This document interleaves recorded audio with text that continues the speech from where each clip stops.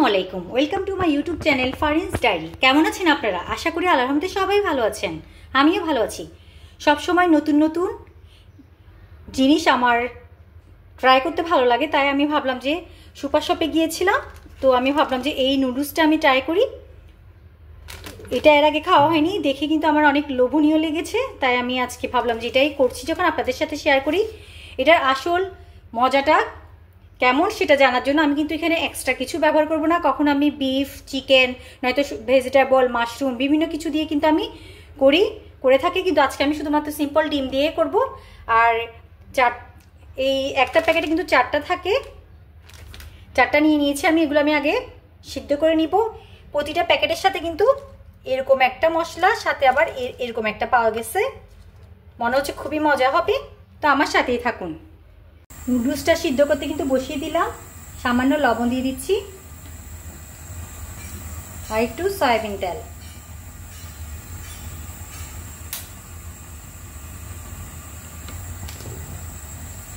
আমার নুডলস কিন্তু সিদ্ধ হয়ে গিয়েছে। এবার আমি এগুলো চুলাটা বন্ধ করে দিয়ে দিব। এরপরে আমি এগুলো পানি ছাড়িয়ে নিব। পানি ছাড়িয়ে নিলাম আমি। এবার আমি মূল রান্নায় চলে যাব। অফ ক্যামেরায় আমি তেলটা দিয়ে দিলাম, সয়াবিন তেল। আজকে আমি আপনাদের সাথে নুডলস রান্না শেয়ার করছি না, কারণ নুডলস রান্না তো আমরা কম বেশি সবাই জানি। আমি জাস্ট এই মজার নুডলসটা কেমন হয় সেটাই দেখব।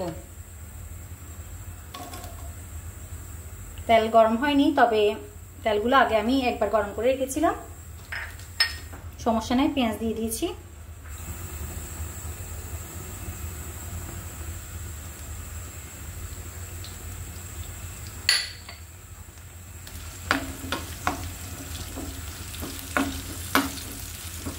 পেঁয়াজটা হতে হতে আমি মশলাগুলো নিয়ে নিচ্ছি।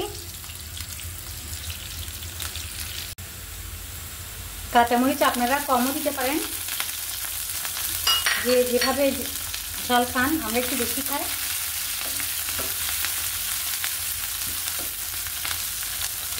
এবার আমি ডিমগুলো দিয়ে দিলাম।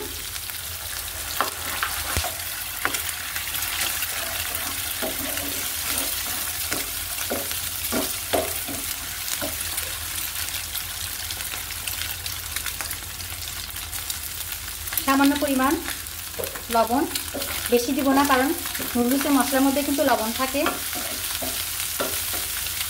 যারা লবণ কম খান তারা না দিলেও চলবে। এবার আমি চুলাটা একটু বন্ধ করে দিব। আমার চুলাটা একটু বেশি জ্বলে।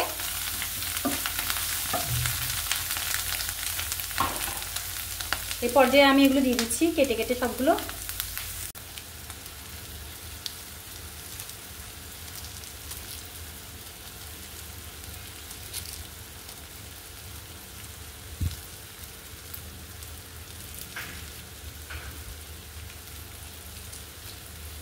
এবার আমি এগুলো দিয়ে দিচ্ছি।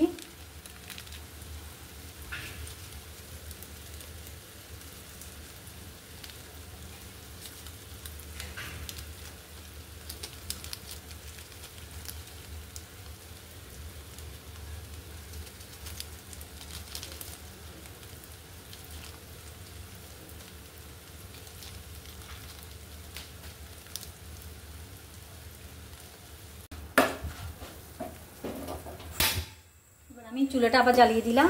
আপনারা কিন্তু কাঁচামরিচটাকে একদম অ্যাভয়েড করতে পারবেন, কারণ একটা প্যাকেটে কিন্তু চিলি ফ্লেক্স ছিল।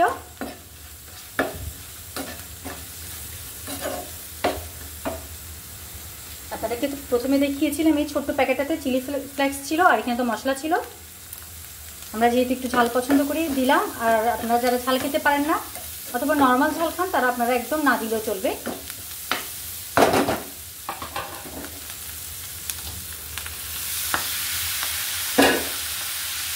নুডলসটা দিয়ে দিলাম।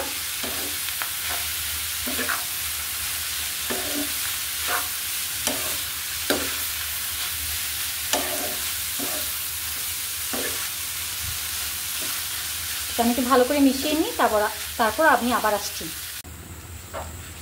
ভালো করে আমি মিশিয়ে নিয়েছি।